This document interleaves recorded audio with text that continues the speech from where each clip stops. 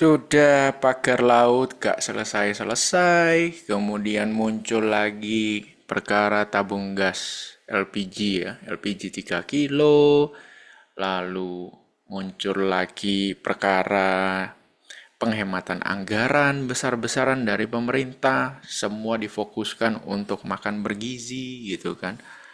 Lalu desas-desusnya nih, muncul lagi berita bahwa gaji ke-13 dan gaji ke-14 untuk ASN itu, oh ini berarti termasuk, ASN itu kan berarti termasuk polisi dan tentara ya, akan ditiadakan tahun ini. Waduh, luar biasa deh pokoknya ya.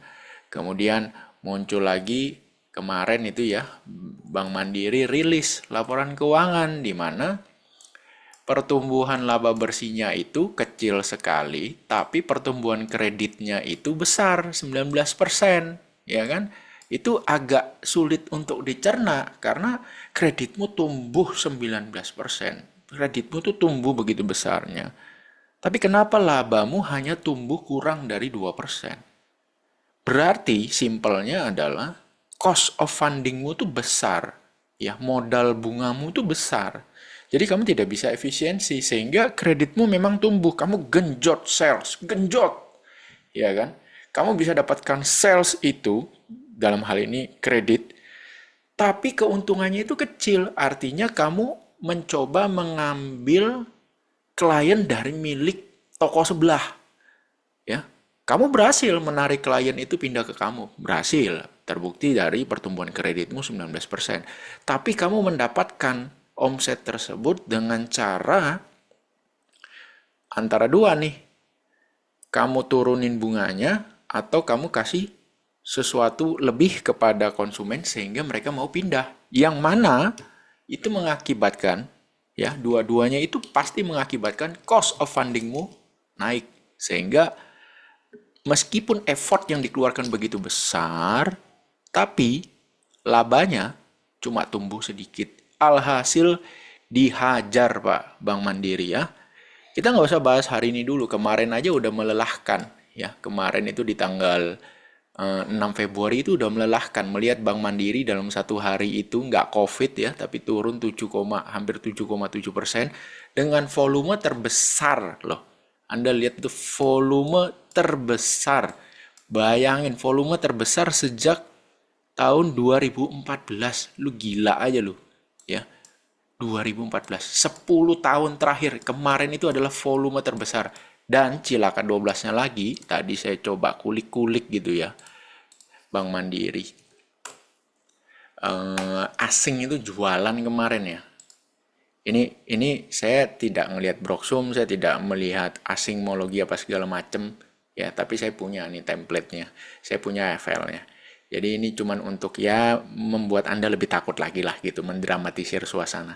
Jadi asing kemarin keluar hampir 1,4 triliun ya di Bank Mandiri dalam satu hari. Dan Anda tahu itu net sell terbesar ya asing, net sell terbesar asing sepanjang sejarah di Bank Mandiri. Anda bisa lihat tuh ke belakang tuh nggak ada bar merah di belakang, itu nggak ada yang lebih tinggi daripada ini ya. Saya kasih tanda nih di sini. Bar warna merah ini kan hijau. Nah, oh ada nih di tahun sini nih. Saya nggak lihat ya, sorry. 2012 asem bener dah. More than 12 year ya. Ya, lebih dari 12 tahun belum pernah ada asing net sale sebesar ini. Baru terjadi sekarang, ya kan? Asing net sale Bank Mandiri sehari 1,4 T. Sudah kejadian seperti itu kemarin, hari ini dong pagi-pagi muncul berita. Ya, di mana ketahuan dong perilaku-perilaku dari para emiten balon ya kan, di mana mereka ini kan berharap nih masuk ke indeks MSCI supaya mereka mendapatkan likuiditas tambahan ya, di mana MSCI ini Anda bayangkan sebagai suatu reksadana global ya. Jadi di MSCI ini ya gampangannya gini ya, BlackRock lah. Dia kan punya saham di banyak perusahaan-perusahaan di setiap negara itu kan BlackRock punya. Nah, ini MSCI. MSCI ini punya saham di berbagai macam negara, sehingga semua berbondong-bondong ingin masuk ke dalam MSCI. Tapi MSCI perlu likuiditas. Likuiditas yang real, ya, bukan sekedar likuiditas yang dibuat-buat oleh emiten itu sendiri. Enggak, dia butuh likuiditas daripada market, ya, dimana dia butuh emiten itu banyak fundnya yang masuk di dalam, ya. Jadi value transaksi yang tercreate itu bukan pesanan gitu loh, ya. Nah, brand, PTRO, ya, cuan, itu tiga-tiganya kata MSCI untuk saat ini belum bisa masuk dulu, ya, karena belum memenuhi kriteria kami. Tapi kita ngelihatlah ke depannya gimana. Kita masih terus memantau kok, bilangnya MSCI. Jadi FTSE udah nolak, MSCI udah nolak, apalagi gitu loh. Jadi udah ketahuan bahwa kamu tuh main sendiri gitu loh. Kamu tuh main sendiri. Alhasil yang terjadi adalah shock. Dimana hari ini brand ARB, ya, brand hari ini turun 20%. Cuan turun 20%. Kemudian PTRO juga sama.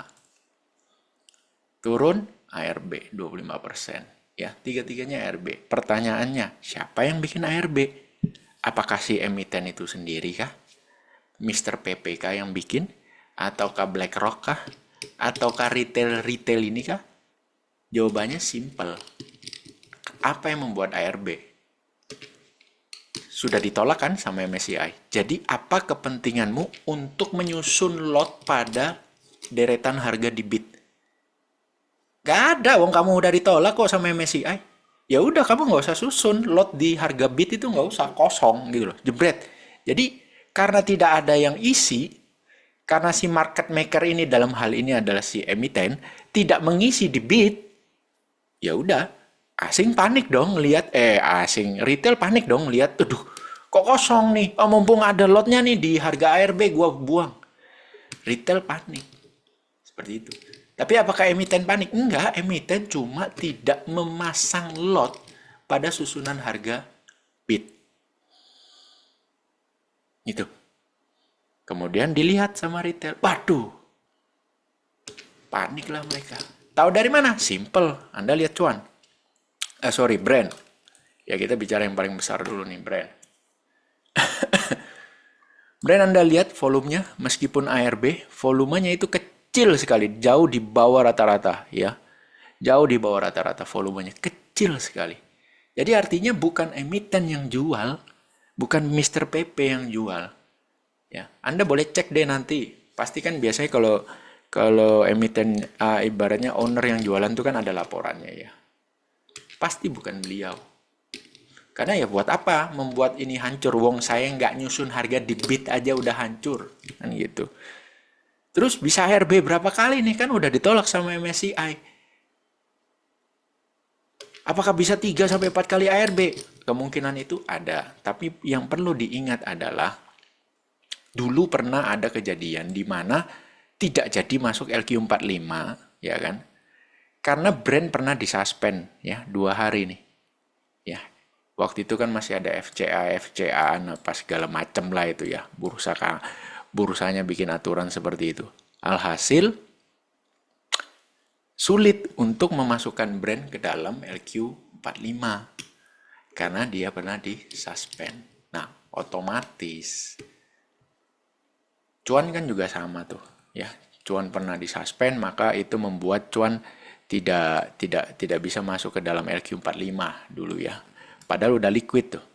Nah, sekarang apakah ketololan itu akan diulangi lagi? Jawabannya tidak. Jadi supaya tidak disuspend, maka jangan sampai masuk UMA. Karena kalau sudah masuk UMA bahaya. Nah, apa kriteria masuk UMA? Kalau 1 kali ARB sih rasanya nggak akan masuk UMA. 3 kali pun baru mulai dilirik-lirik, tapi itu sudah mepet-mepet jurang, ya, hati-hati. Jadi sebisa mungkin jangan sampai UMA, jangan sampai disuspend. Supaya apa? Ya minimal nih. Ya minimal. Kalau nggak bisa masuk FTSE nggak bisa masuk MSCI, ya minimal masuk LQ45 dulu, ya kan? Kita atur strategi baru supaya nanti ke depannya bisa nih masuk MSCI. Ya kan, nggak usah terlalu terburu-buru, minimal masuk LQ45 dulu. Jadi, apakah akan ARB lebih dari 3 kali? Saya rasa bisa saja, tapi kecil sekali kemungkinannya. Karena ini sudah melibatkan uang yang sangat besar. Uang bensin untuk membuat value rata-rata transaksi emiten ini itu udah betul-betul besar. Anda bayangin kalau satu hari uang bensin untuk transaksi 100 juta, ya, itu uang bensinnya kan 500.000 PP, buy and sell. Ya, 500.000, setengah persen, biar gampang hitung deh. Ya kan? Kalau 1 miliar berarti 5 juta. Ya, kalau 1 miliar. Kalau 100 miliar berarti sehari uang bensinnya berapa tuh?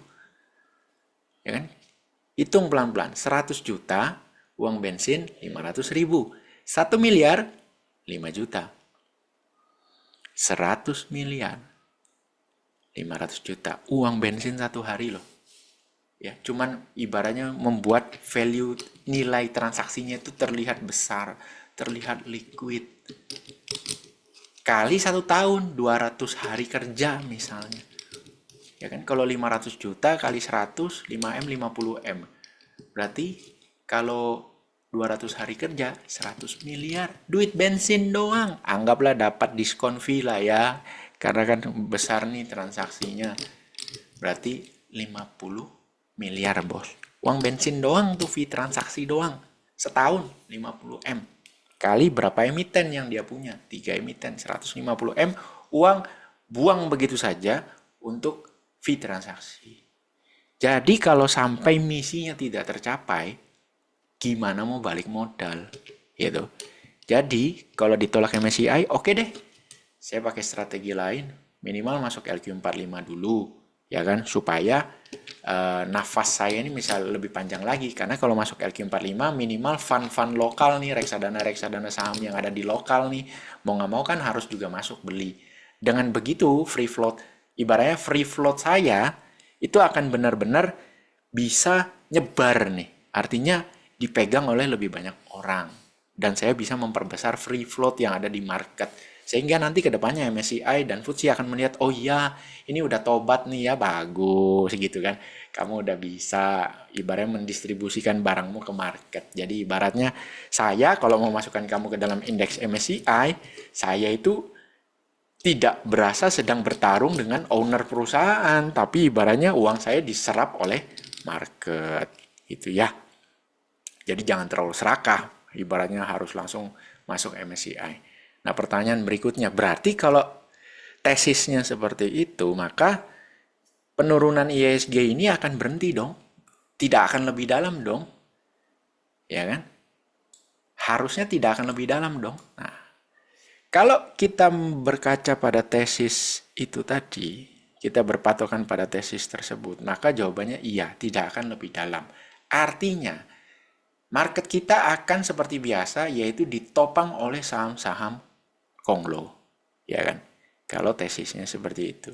Tapi bagaimana kalau misalnya contoh ya, kayak Pani udah dihajar seperti ini, Anda bisa lihat pergerakannya pun sudah berbeda dari tahun kemarin, di mana tahun kemarin begitu gagah, sekarang habis kebanting, muter nggak jelas di situ, ibaratnya mau apa yang mau dicari juga nggak jelas, ya kan? Kalau tujuan jelas, dia sama, dia juga mau masuk ke MSCI, ya kan? Jelas lah, itu tempat mendapatkan likuiditas yang paling cepat dan paling mudah, ya kan? Masuk MSCI dan FTSE. Itu indeks bergengsi di mana likuiditas itu bisa besar sekali untuk masuk ke dalam emiten-emiten.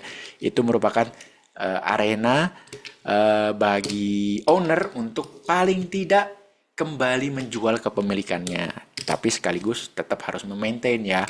Karena kalau nggak di-maintain kan percuma. MSCI itu kan bukan cuma sekali. Kalau performa sahamnya, kinerja price-nya bagus, di-maintain apa segala macam, kedepannya MSCI bisa aja menambah bobot untuk emiten tersebut. Sehingga akan ada likuiditas baru lagi yang masuk ke dalam emiten tersebut. Dengan cara MSCI dan FTSE membeli lagi saham-saham yang ada di market, atau jangan-jangan kepemilikan dari owner yang diserap oleh si kedua indeks tersebut, ya. Nah, kalau tesisnya tadi adalah Konglo kembali bereaksi, maka ISG akan ditopang oleh saham-saham Konglo. Tapi mau sampai kapan, bos? Hari ini aja jelas terlihat ketika Konglo dilepas remnya, ambrol marketnya. Ya, BBCA jarang-jarang nih. BBCA itu dalam satu hari bisa plus 4% tuh jarang banget.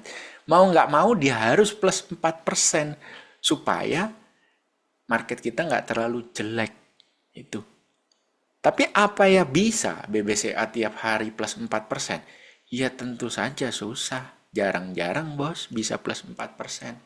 Belum lagi ditambah Bank Mandiri yang udah jelas-jelas tuh. Asing kalau jualan segitu besar, artinya dia melihat ke depan ini kurang baik. Itu satu. BBRI juga sama. Ya kan? BBRI ambrol, kacau balau. BBNI kacau balau.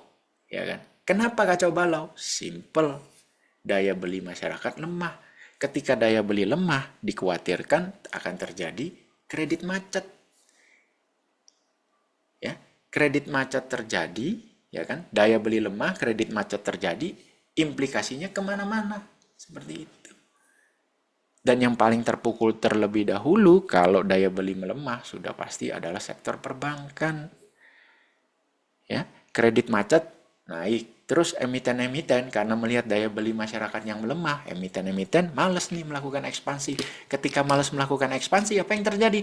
Emiten malas ngambil kredit. Kalau malas ngambil kredit, apa yang terjadi? Pendapatan dari para perbankan tidak akan bertumbuh sebagus sebelum-sebelumnya. Belum lagi kita tambahin lagi bahwa pemerintah betul-betul memotong anggaran dalam jumlah besar. 300T itu besar ya. 300 triliun itu besar, memotong anggaran untuk dialihkan ke makan bergizi. Ya. Implikasinya kemana-mana. Contoh, misalnya penghematan dari sisi ATK. Otomatis vendor-vendor ATK, gila-gilaan omset mereka akan turun 50%, Pak. ATK, percetakan, merchandise, ya kan, akan turun gila-gilaan. Pengurangan perjalanan dinas. Apa yang terjadi? Ambil contoh nih, misalnya Pemkot melakukan meeting ya di luar kota, otomatis perlu apa? Rental mobil, hotel, ya kan, kuliner. Itu jelas ketika di-cut 50%, modiar Pak, rental mobil modiar, kuliner juga omset tidak akan lebih baik dari sebelum-sebelumnya, ya kan? Jadi implikasinya banyak. Jadi dari sisi masyarakat daya belinya lemah, dari sisi pemerintah juga mengurangi spending. Ya kan, mengurangi spending ini kan sama seperti ketika 1 tahun menjelang pemilu, di mana spending pemerintah itu fokusnya ke pemilu. Yang terjadi apa di masyarakat? Penurunan omset, karena pemerintah tidak spending untuk pengeluaran rutinnya, tapi spendingnya untuk pengadaan pemilu. Ini sama, ya kan? Pemerintah ngerem spending, fokusnya ke makan bergizi gratis. Yang cuan siapa dari makan bergizi gratis? Ibaratnya ini akan, yang cuan kan sektor food and beverage, ya, pasar apa segala macam gitu kan. Tapi sektor-sektor yang lain, yang tadi saya sebutkan itu contoh kecilnya saja, Amsyong Pak. Terus gaji ke-13 dan ke-14, ya rumornya bakal tidak diberikan, tapi saya sih ragu ya kalau Pak Prabowo mau melakukan itu, karena apa ya, 100T nilainya. Dan kalau itu sampai tidak dibagikan, waduh, tambah ambrol ekonomi. Uang nggak muter, bos. Ya kan, uang nggak muter itu. Yang biasanya hari raya, mudik gitu kan. Ketika mudik itu banyak barang-barang yang dibawa untuk sanak keluarga di kampung halaman, terus ibaratnya sampai di kampung halaman juga melakukan spending di sana, itu tiba-tiba tidak ada karena tidak ada THR. Anda bisa bayangkan rantai pasokan itu terputus, Pak. Ya kan? Terputus. Karena waduh, langsung tiba-tiba nggak ada yang belanja pada saat Lebaran ini. belanjanya berkurang drastis. Saya rasa Pak Prabowo tidak akan melakukan itu. Kalaupun dilakukan mungkin nih ya, ini mungkin cut separuh. Itu aja udah ekstrim. Jadi kemungkinan besar untuk ditiadakan gaji 13 dan 14 itu rasanya kecil kemungkinan untuk terjadi. Ya. Paling jelek 50%. Itu pun udah terpaksa banget. Udah nggak bisa lagi dapat duit dari mana ini untuk nambal kekurangan makan bergizi gratis. Ya itu harga yang harus dibayar untuk sebuah misi makan bergizi gratis ya. Ini nggak main-main duitnya, besar sekali. Jadi kalaupun IHSG jatuh, itu sampai ke berapa? Saya bukan nakutin ya. Saya cuma narik-narik garis. Yang mana belakangan ini kan banyak yang bilang, ilmu tarik-tarik garis mah nggak bisa dipercaya sekarang, ya kan? Salah terus, ya. Nggak apa-apa, justru itu bagus. Kalau ini sampai salah, berarti kan tidak kejadian, ya kan? Cuma minimal saya udah ngasih tahu dulu, ya kan? Minimal, ya. Nanti Anda cek di tahun 2008, IHSG itu ada pattern head and shoulder, ya, tahun 2008. Head and shoulder. Sekarang pattern itu ada nggak? Ini saya gambarkan untuk Anda.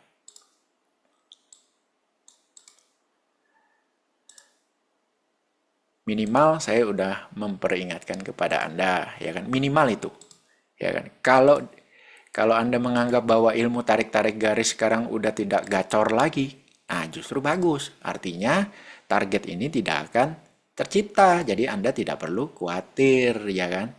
Tapi minimal Anda tahu. Ini headnya, ini kepalanya, ini shouldernya, ya, ini shouldernya. Oke, ini head. Ini shoulder, bahu, ya. Shoulder, head and shoulder shampoo, ya. Shoulder. Ini shoulder. Oke. Bagaimana cara menghitung target turunnya? Nah, dari tertingginya head sampai ke baseline-nya di sini, itu jaraknya adalah 882 poin, ya. Bukan persen yang dihitung, poin. 882 poin. Oke, artinya ini kan sudah dijebol nih. Nah, berarti target turunnya adalah 882 poin ke bawah. Kita lihat nih. Nah, sekitar sini. Berarti IHSG bisa menyentuh 6.000 sekitar ya, 6.150 ya. 6.150. Ini target head and shoulder ya, yang mana head and shoulder-nya sudah di breakdown ya. Sempat di breakdown pada 18-19 Desember, kemudian dia rebound, mencoba untuk bertahan di atas, namun tidak kuat. Kemarin di breakdown, hari ini ditambahin lagi. Meskipun hari ini tercipta hammer, ya kan, it's just a candle. Ya, ini bukan bottom, Mbak. Bottom itu suatu proses, bukan cuma sebuah titik harga, tidak. Bottom itu proses. Ya. Kalau mau bilang ini bottom, nggak bisa. Sekarang mau bilang ini bottom, sulit. Kita harus lihat perilaku harga setelah ini seperti apa. Namun yang jelas, target ekstrimnya adalah IHSG ke 6.150. Itu target ekstrim. Menurut saya sudah ekstrim, karena itu adalah target dari head and shoulder pattern yang sudah di breakdown. Tapi semoga saja ini salah. Karena kan ini ilmu tarik-tarik garis. Dimana semua belakangan ini kan influencer banyak yang bilang, tarik-tarik garis mah jelek mah, banyak salahnya, gini ya. Ya kan? Itu mah seni, bukan suatu ilmu pasti. Lah ya mana ada di dalam dunia trading itu ada yang pasti, kan semua ilmu probabilitas, Bos, ya kan? Nah, di tahun 2008 kita lihat ya. Jadi Anda sudah lihat target untuk sekarang itu adalah di 6.150 ya.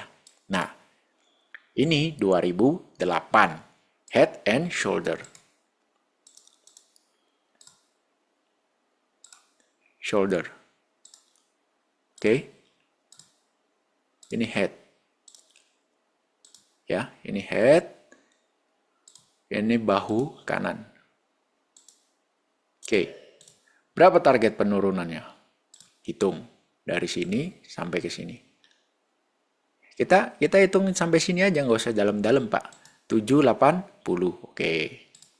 Dari sini turun 780. 780 ketemunya di sekitar sini. Jebret, nyampe toh?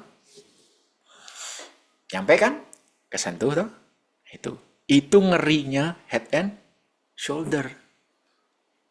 Dan sekarang muncul di posisi yang sama, yaitu di posisi atas. Saat IHSG lagi di atas, dia muncul head and shoulder. Di saat kita mencoba untuk break dari resisten yang sudah 2 tahun tidak bisa dilewatin, yaitu 7.360-an, nggak bisa lewat. Di breakout, jebret, habis itu lemas. Ya, hati-hati. Ya. Semoga ini tidak tercipta. Tapi kalau ke 6.150 bukankah itu bagus? Karena akan banyak saham-saham yang harganya murah. Dan di sekitar harga itu jugalah saya akan mulai melirik-lirik untuk long term. Kenapa? Simple. Ketika IHSG menyentuh 6.150, maka itu dia sudah turun lebih dari 20% dari puncaknya. Artinya pada saat itu IHSG masuk ke dalam kategori bearish. Kalau sekarang belum bearish, bos. Sekarang itu baru koreksi wajar. Pale lu koreksi wajar. Udah mau muntah darah nih. Banyakan orang mau muntah darah nih. Portonya udah berantakan. Porto saya sih mah kagak ya. Cuma kategori bearish itu adalah harus turun 20% minimal dari puncak. Nah, 6.150 itu kebetulan adalah sekitar 22% dari puncak. Akan men-trigger saya untuk menjalankan sistem value stock. Di mana pada saat itu saya akan kembali buka ilmu lama saya, pelajaran-pelajaran lama saya, yaitu terkait dengan fundamental perusahaan. Disitulah baru saya akan melirik emiten-emiten mana yang saya akan cicip-cicip lagi, seperti waktu crash COVID, yang bertujuan untuk saya hold long term. Waktu COVID barang sampai hari ini masih ada. Yang baru saya jual cuma satu, yaitu GGRM. Ya, sisanya saya masih hold semua. Karena bagi saya masih, meskipun ada yang floating loss, menurut saya masih oke lah kita untuk hold. Ya kan? Nah, kalau IHSG 6150, di situ saya akan trigger lagi untuk value stock. Saya akan mulai lirik-lirik saham mana yang akan diinvest. Kategori nomor 1 saya bocorkan kepada Anda. Number 1 itu wajib emiten tersebut rajin bagi dividen. Wajib itu. Kategori berikutnya baru kita bicara valuasi. Ya. Baik. Semoga video ini bermanfaat bagi Anda. Seperti yang selalu saya wanti-wanti kepada Anda semua. Please, trading itu harus sadis. Sangat disiplin. Jangan kendor. Ya. Jangan kendor. Anda kasih kendor, moncrot porto Anda. Berantakan. Pasti.